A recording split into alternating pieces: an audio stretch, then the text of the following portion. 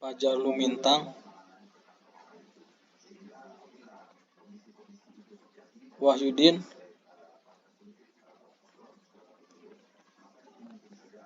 Muhammad Ridwan, Hadir Pak. Saiful Rohmat, Hadir Pak. Akmal Yanwar,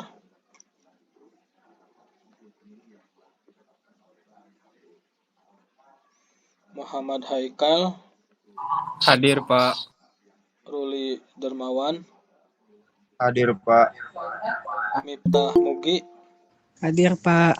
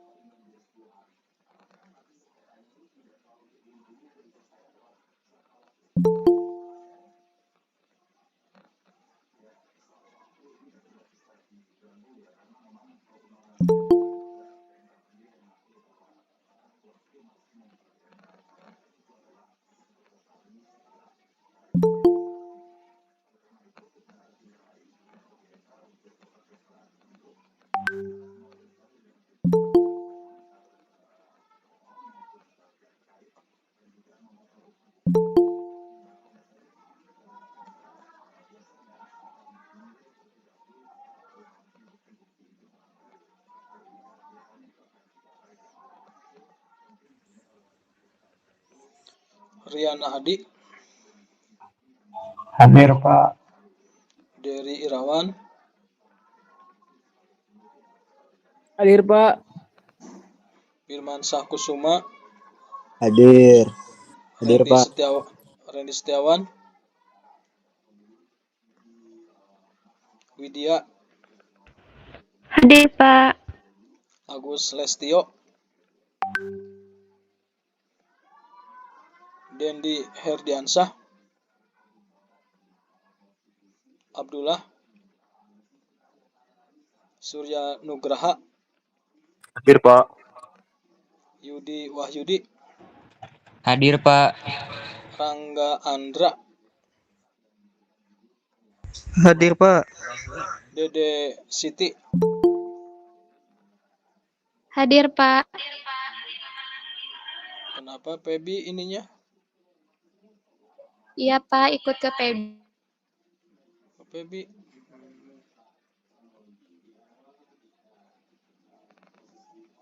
Andi Ardiansah, Hadir Pak. Hadir.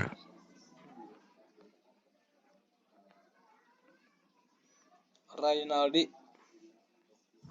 Hadir Pak. Fahmi Hamdani, Hadir Pak. Warmira Yuda,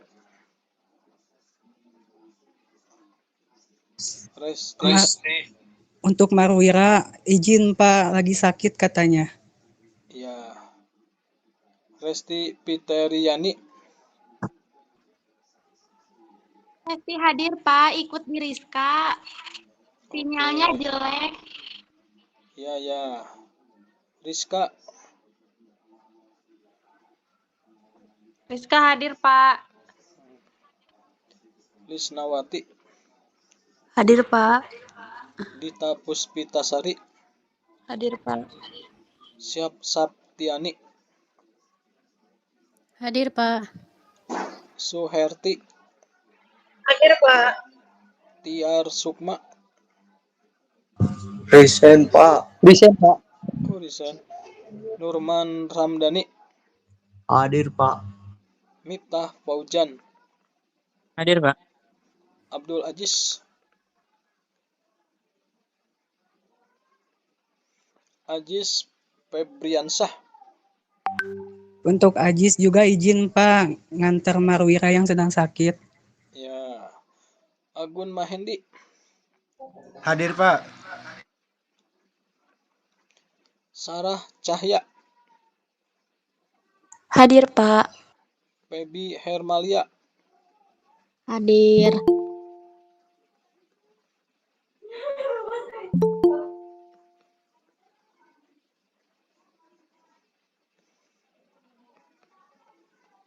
Intan Irniasari, Hadir Pak.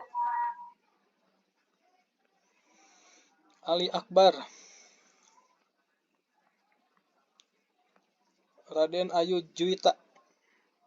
Hadir, Pak. Sahira Putri. Hadir, Pak. Diki Aprilian. Hadir, Pak. Intan Febriani. Hadir, Pak. Iis Rohimah. Hadir, Pak. Febi Ayuning Tias. Hadir, Pak. Muhammad Faisal. Hadir, Pak. Muhammad Nurul.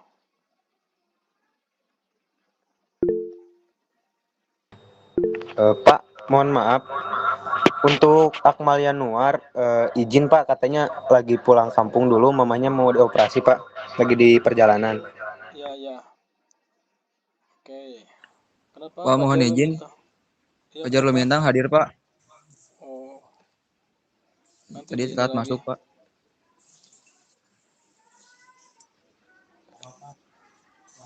Muhammad Nurul. Wahyudin hadir, Pak. Ali Akbar. Abdul Aziz. Tiar Sukma.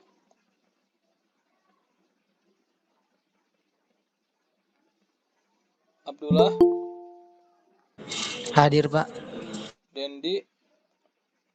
Hadir, Pak. Denny Herdiansyah hadir.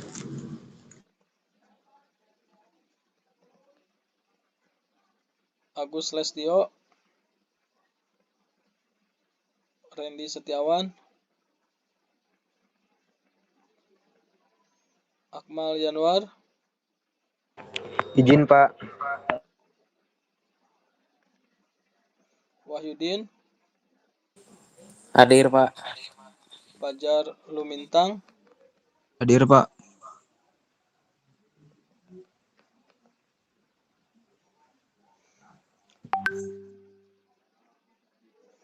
Baik, kita langsung di pertemuan ke Maaf, Pak, keempat saya ini belum teh. absen, Pak. Siapa? Ali Akbar Fajar sama Nurul Iman, Pak. Ya, Pak, sama Nurul Iman. Ali Pasha Akbar Fajar sama Muhammad Nurul Iman, Pak. berdua nih. Iya, Pak.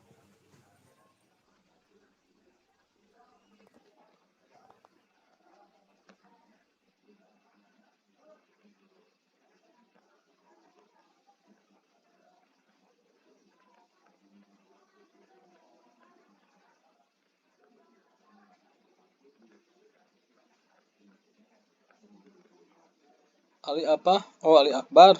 Ali Akbar sama Muhammad Nurul Iman, Pak. Muhammad Nur Iman, ya. Iya, Pak. Oke. Terima kasih, Pak. Ya.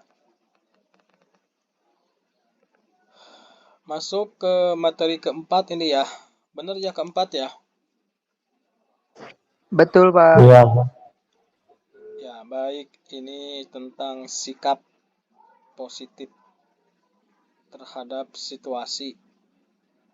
Jadi situasi itu kalau yang menyenangkan, happy, itu biasanya sih dampaknya positif.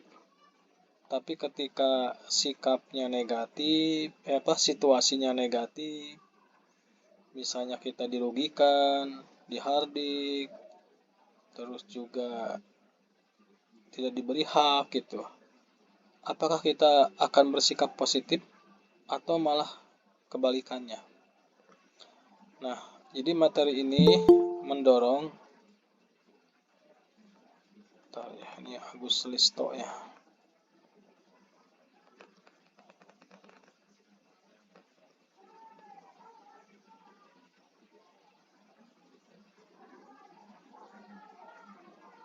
Nanti aja terakhir ya Gus ya. Kita ke materi aja.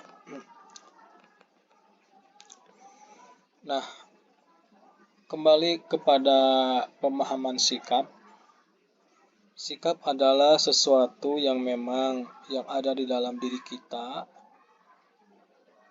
di mana kita akan melihat, mengamati sebuah kejadian,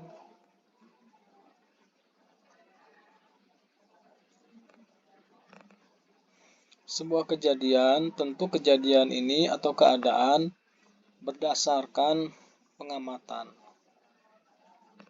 berdasarkan pendengaran tentunya, dan juga berdasarkan situasi yang saat itu terjadi. Namun di sini dengan sikap positif ini maka akan mengambil peran. Kalau memang situasinya positif itu linier, maka berdampak kepada sikap kita itu positif. Tapi bagaimana kalau situasinya negatif? Apakah kita bisa bertahan dengan sikap positif? Maka hanya dengan sikap positif akan menunjukkan bahwa kita itu manusia atau seseorang yang berkelas, seseorang yang berkualitas.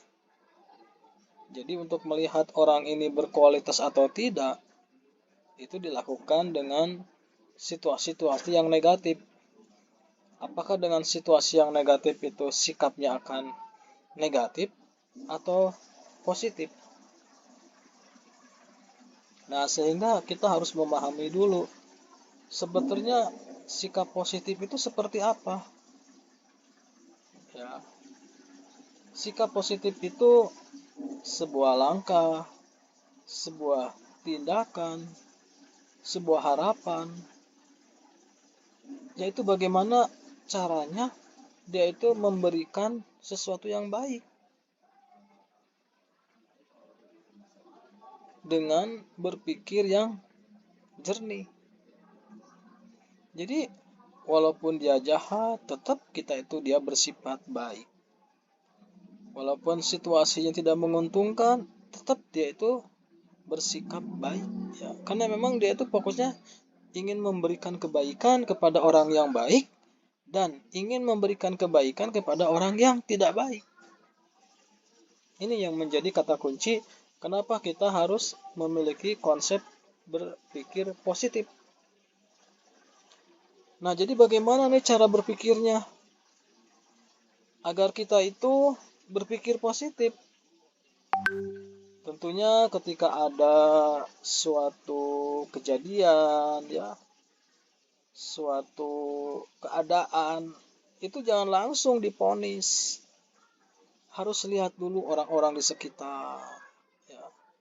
Harus dipelajari dulu. Karena informasi yang kita dapatkan itu belum tentu utuh. Apakah melalui media, apakah melalui bahasa-bahasa yang memang dalam bentuk tulisan atau bacaan. Lalu juga dari sisi religi, dari sisi budaya suatu negara. Lalu juga kita lihat dari historis masa-masa yang lalu.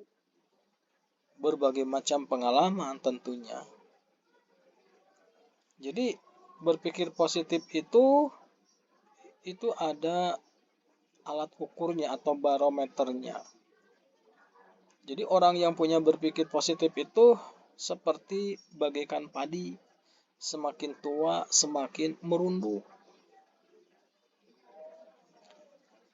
Lalu bagaimana tingkatan sikap? Tingkatan yang pertama yaitu menerima. Di sini lebih kepada menerima bahwa orang-orang itu sedang memperhatikan bagaimana berdasarkan situasi atau stimulus yang diberikan kepada sebuah objek. Jadi ketika ada informasi, terima. Ya. Dan bagaimana respon kita. Yang kedua adalah valuing atau menghargai. Yaitu dengan adanya informasi, kita memberikan jawaban. Tentunya apabila pertanyaan itu datang kepada kita, maka kita mengerjakan sesuatu atau menyelesaikan sebuah pekerjaan tentunya berdasarkan indikasi dari sikap kita. Jadi ada perubahan, ada gerakan. Cuman hanya pada fase menghargai. Level berikutnya adalah tindakan atau merespon Jadi artinya ada sebuah tindakan atau mengajak dengan berbagai macam cara, yuk kita diskusikan, yuk kita bereskan, ini masalah seperti ini, dan seterusnya.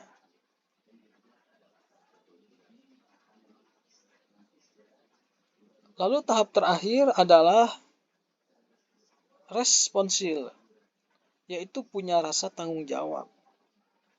Apapun yang terjadi, apapun yang kita pilih, apapun yang kita tentukan, saya siap menanggung resikonya.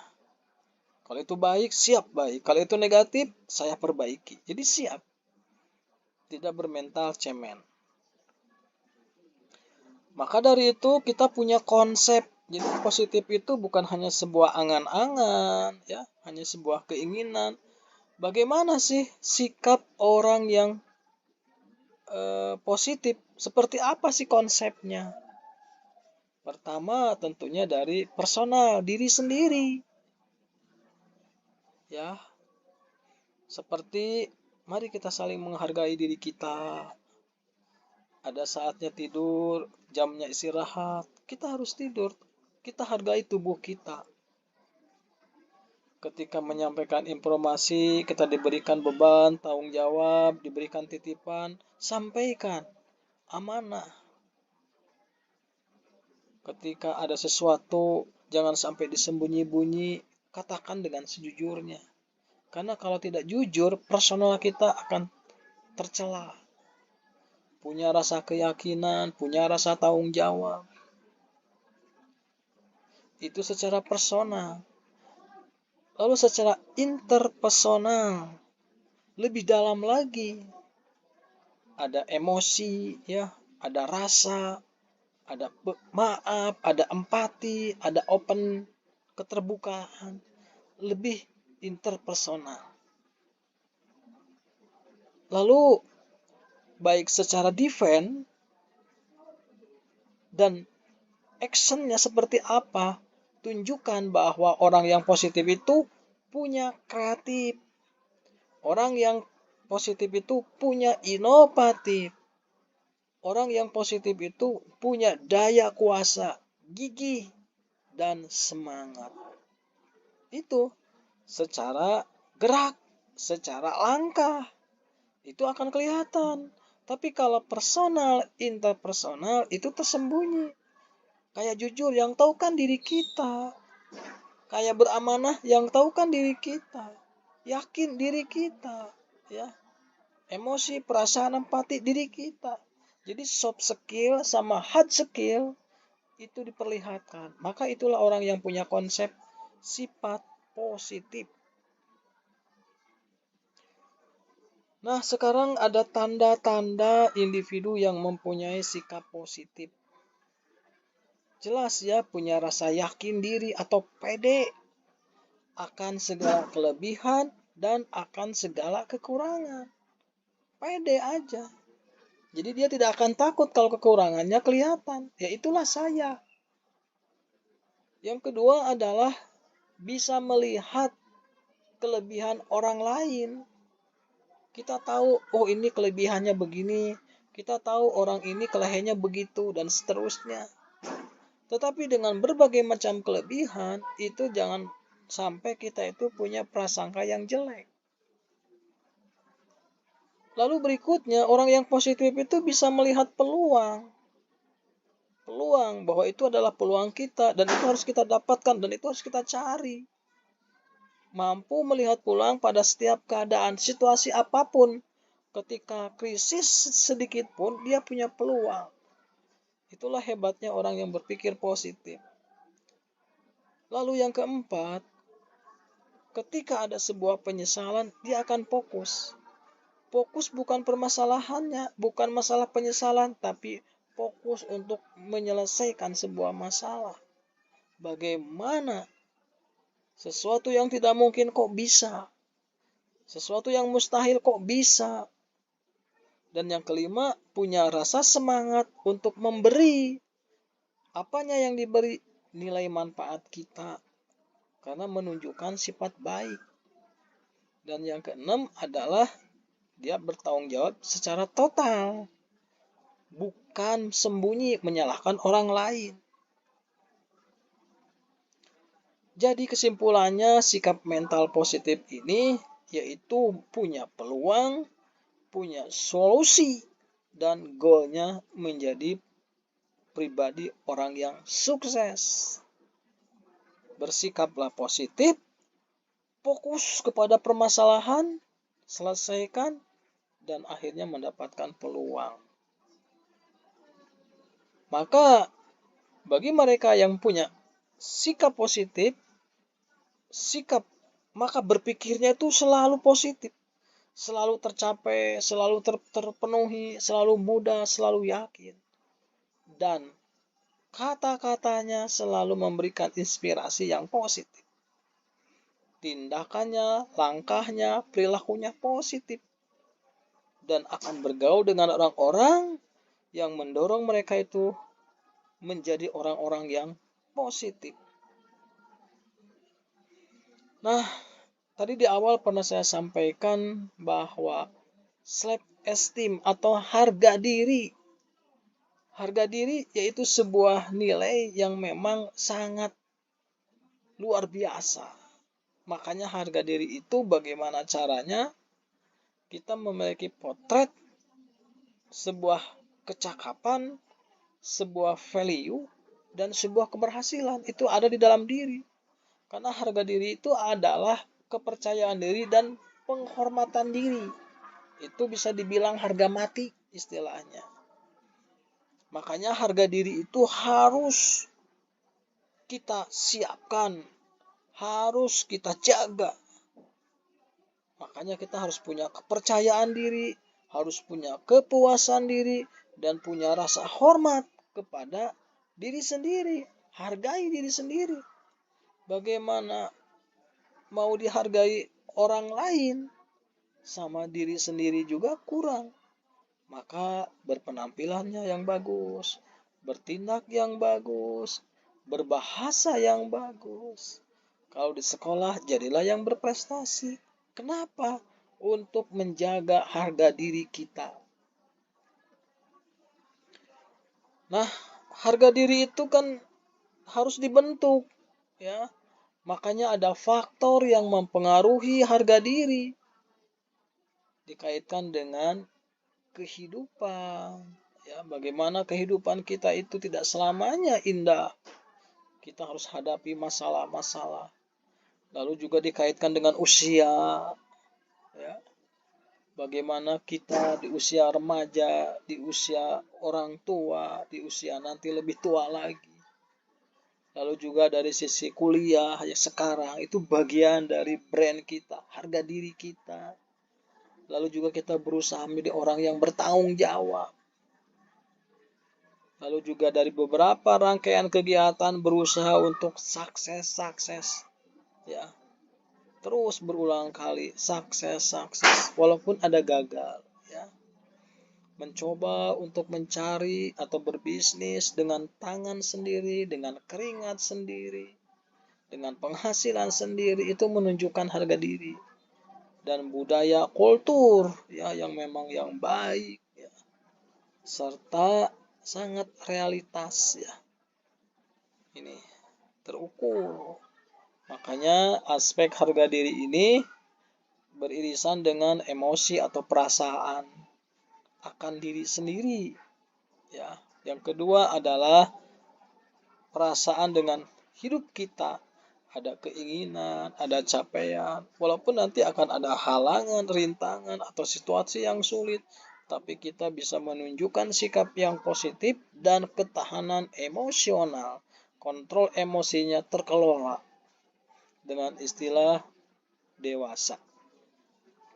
Lalu ada hubungan secara personal to personal, ya secara sosial, secara budaya, secara lingkungan, yang betul-betul membentuk dalam suatu diri kita yang tertata dalam nilai-nilai, norma, budaya yang memang saling menguatkan.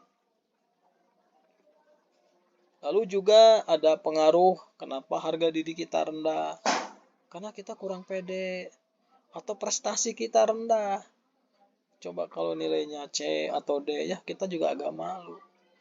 Lalu juga kita ketika ada amanah, kita sering menghindar dari tanggung jawab, takut gagal, tidak disiplin, lalu perilaku yang negatif, marah, bersalah, cemberut, dan sebagainya. Lalu seperti apa pengaruh harga diri yang tinggi atau yang positif? Keyakinan yang besar, prestasi yang tinggi, penuh rasa tanggung jawab, berani, disiplin, ya, ramah, pemaaf, sopan, dan energik. Ya, baik, kita tunggu ya Adan, nanti kita teruskan.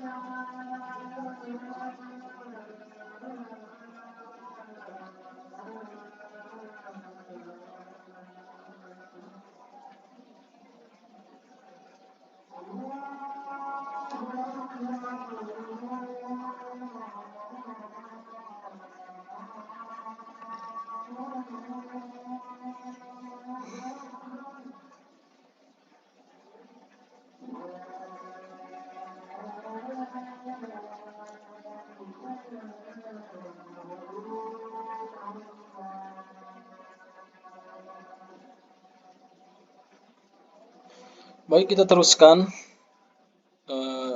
materi kita. Walaupun masa lalu mendorong kita harga dirinya rendah,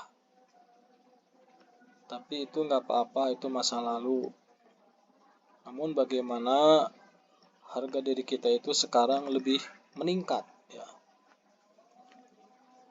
Bagaimana harga diri kita itu yang asalnya minus, kita berubah menjadi hal-hal yang positif. Yang pertama adalah kadang kita suka membandingkan antara yang satu dengan yang lain. Itu tidak perlu, karena setiap orang itu memiliki sisi positif dan sisi negatif. Jadi setiap orang itu pasti berbeda. Jadi kita harus sadar betul, ya. Tidak ada manusia yang sempurna. Jadi lupakanlah, tidak usah dibanding-banding. Yang kedua adalah rasa aman. Jadi rasa tidak aman untuk keuntungan diri. Jadi ada rasa yang tidak aman. Jadi jangan terlalu membandingkan diri kita, kelemahan diri kita dengan kelebihan orang lain, sehingga kita jadi lemah. Artinya rasa aman jadi turun gitu. Karena itu akan membuat diri kita tidak tenang. Jadi terganggu ya. Yang harusnya tenang atau aman. Yang ketiga adalah mencoba menerima apa adanya tentang kita. Kita terima, yaitu belajar menerima panggilan dan kemudahan yang Anda dapat. Jadi saya hanya bisa seperti ini, ya itu aja, ya. Jadi terima aja dulu. Yang kedua, yang kedua lagi? Yang keempat, yaitu mencoba untuk belajar bertanggung jawab. Tentunya secara pribadi. Makanya mulailah dia untuk selalu diatur diri sendiri. Terutama ketika kita beririsan dengan masalah. Sanggup menyelesaikan. Jangan nunggu orang lain. Jangan nunggu orang tua. Apalagi anak mama atau anak papa ya. Lalu yang kelima itu berfokus kepada sebuah statement bahwa saya bisa, bahwa saya mampu. Ini sebuah kepercayaan pada diri sendiri. Ya. Dan yang keenam adalah apapun yang terjadi dalam situasi apapun, mari kita respon dari sisi yang positif. Memang mudah untuk membandingkan diri kita dengan orang lain, tapi mari kita rubah yang negatif ke arah yang positif.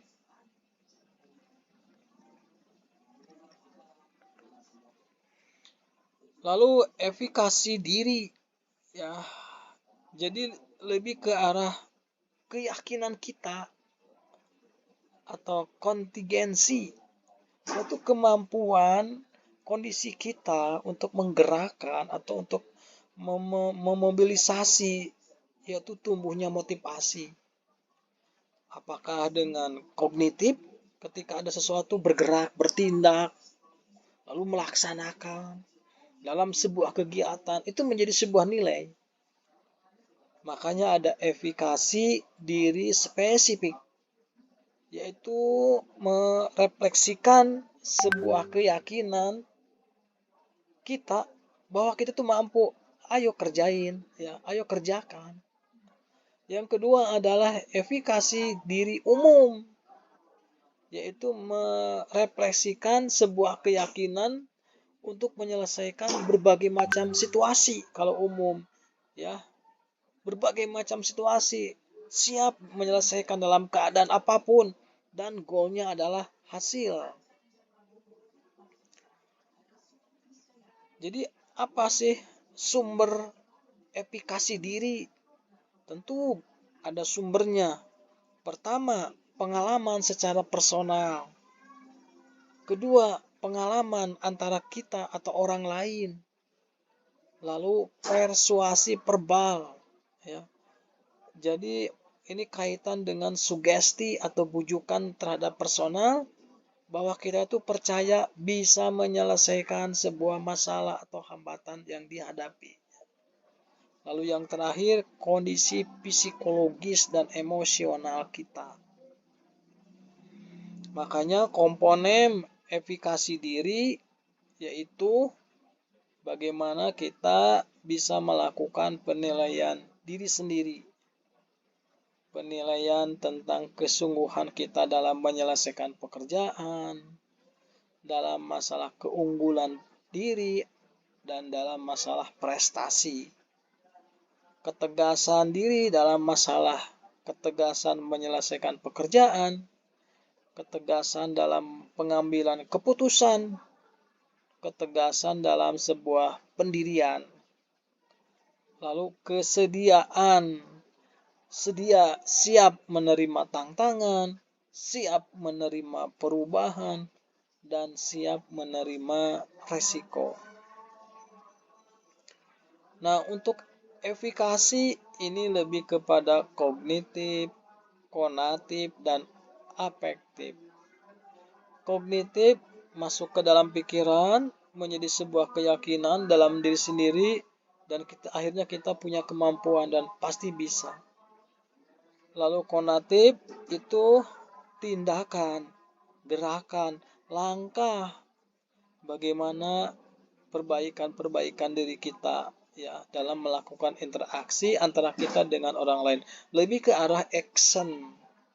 Lalu afektif yaitu sebuah perasaan secara emosional terhadap diri sendiri ya, lebih kepada happy, kebahagiaan, kepuasan, dan kecemasan. Nah, tentu ada dua hal ya, gagal atau sukses. Nah, pengalaman penguasaan dalam capaian kinerja yaitu sejauh mana pengalaman yang memang kita terima secara berulang-ulang, terbentuklah sebuah aplikasi yang memang kuat dan anuitas ya, di mana aplikasi ini dibangun dalam sisi sukses, dalam sisi keberhasilan, dan merubah kita bertindak dan berpola. Yang kedua adalah pengalaman personal, baik ini sebuah pemodelan.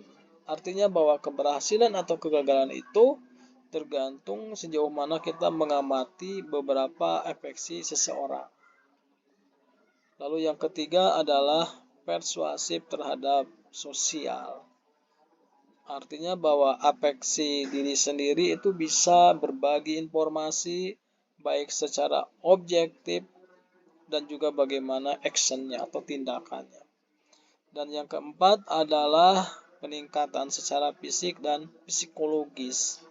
Artinya bahwa individu itu berada dalam kondisi fisik, mental, dan fisik atau mental dan sehat, sehingga menjadi bagian atau titik yang memang saling membangun aplikasi ya. Nah, lalu juga apa sih pengaruh afeksi diri ya? Tentu di sini bisa berpengaruh terhadap pemilihan perilaku, terhadap membangun emosi, ketahanan, lalu juga pemikiran secara fasilitatif dan punya daya tahan. Lalu juga aplikasi diri yang tinggi biasanya cenderung memilih tugas yang mendatang, berusaha menyelesaikan pekerjaan lebih keras, punya semangat bangkit menghadapi masalah, dan berpikir positif serta punya percaya diri dan tahan terhadap sebuah stres. Tapi kalau yang aplikasinya rendah, cenderung memilih tugas yang berisiko rendah, berusaha hanya sewajarnya, sering menyerah, cenderung berpikir sensitif, cenderung mengalami kalah dan gagal ya. Maka dari itu mari kita tingkatkan afekasi diri ya. Tapi ini berproses. Kita lihat orang lain, kita amati orang lain, kok kenapa mereka bisa berhasil, mereka bisa mengerjakan. Kita lihat sisi motivasinya. Lalu juga kita mulai berteman dengan orang-orang yang kreatif agar terbawa kita itu menjadi orang yang mengembangkan diri kita. Lalu juga bila perlu ada mentornya, ya siapa sih yang menjadi rujukan kita, siapa yang menjadi motivasi kita ya, sehingga menjadi sebuah literatur untuk perkembangan kalau di dunia kerja, misalnya perkembangan karir ya. Lalu sering melakukan pengamatan ya, sebagian dari pengalaman. Artinya pengalaman-pengalaman tentang kita atau yang sebelumnya atau tentang orang lain. Lalu coba amati perjalanan kita sendiri ya, kenapa nilai kita berapa, kenapa begini begitu, terus dipelajari. Lalu juga bagaimana pola pikir yang memang berusaha untuk tidak mudah dipengaruhi. Artinya pola pikir itu betul-betul ya bisa membantu merubah keadaan dalam waktu singkat. Makanya jangan sampai mudah digoyangkan, harus betul-betul hati-hati. Nah, ini adalah materi kita sampai di sini. Kita coba lihat tugas ya, karena ini ada tugas. Ini kita tutup dulu. Nanti absen terakhir ya. Absen, kita lihat tugas dulu. Tugas dan kuis ya. Tugas.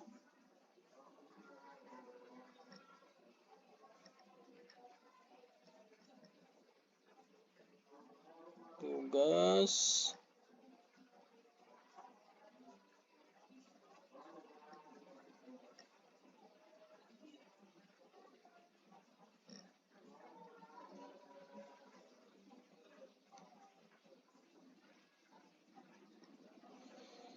Ya, baik, tugasnya yaitu sebuah cerita tokoh inspiratif atau karakter. Ya, kita lihat tugasnya, saya bacakan. Dari buku ataupun film yang memiliki sikap positif dalam menghadapi berbagai tantangan.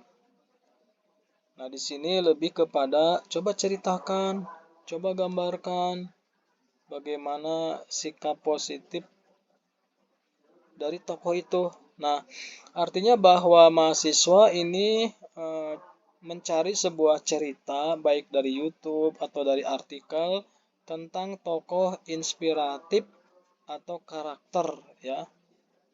Dari sebuah film misalnya ya, di mana cerita itu atau film itu memilih sikap positif dalam menghadapi berbagai macam tantangan ya.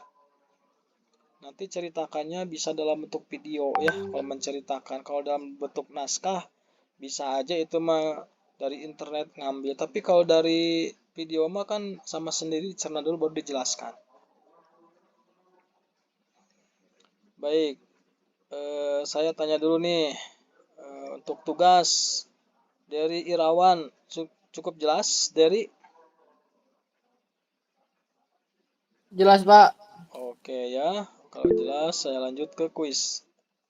Ke kuis ya. Jadi cari cerita ya, lalu silahkan ceritakan nanti lewat video. Nah, nanti yang bertanya terakhir ya, kita buka dulu yang kuis. Izin bertanya, Pak.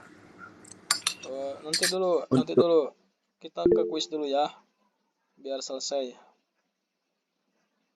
Kita ke kuis dulu, tunggu ya. Nanti terakhir baru bertanya.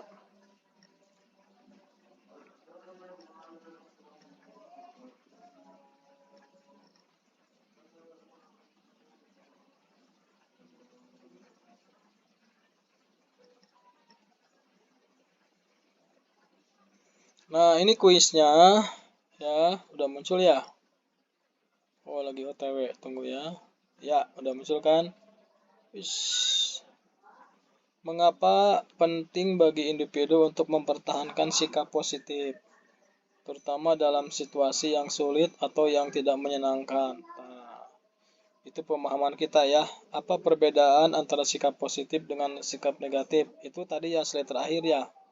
Bagaimana menjelaskan bahwa sikap positif itu dapat mempengaruhi hubungan antara individu dengan lingkungan. Ya, itu mah itu ya. Baik, mana yang mau bertanya silahkan.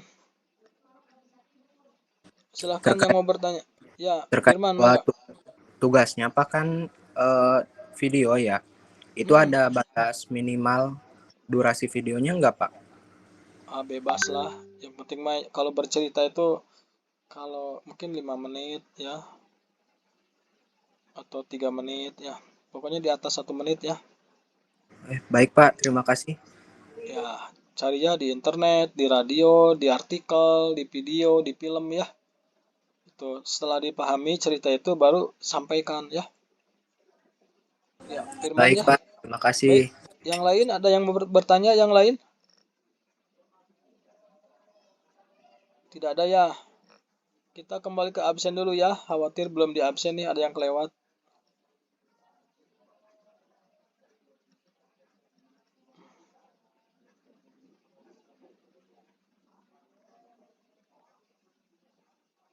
Randy Setiawan, Agus Lestio. Reni Hadir Setiawan Pak. hadir, Pak. Hah? Agus Lestio hadir. Reni Setiawan hadir, Pak. Oke.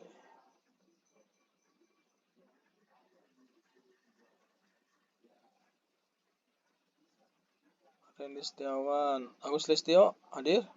Hadir, Pak. Ya.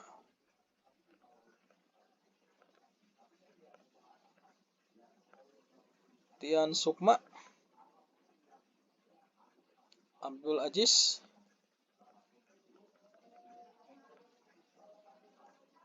Oke ya, cukup ya. Udah di absen semua ya. Baik, kalau apa itu? Siapa yang angkat tangan tadi? Akmal belum, Pak, belum absen. Akmal Januar. Bentar ya.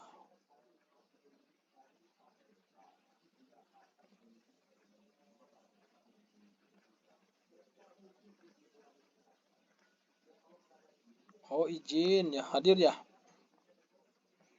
Baik ya, cukup ya. Saya rasa pertemuan ini cukup sampai di sini.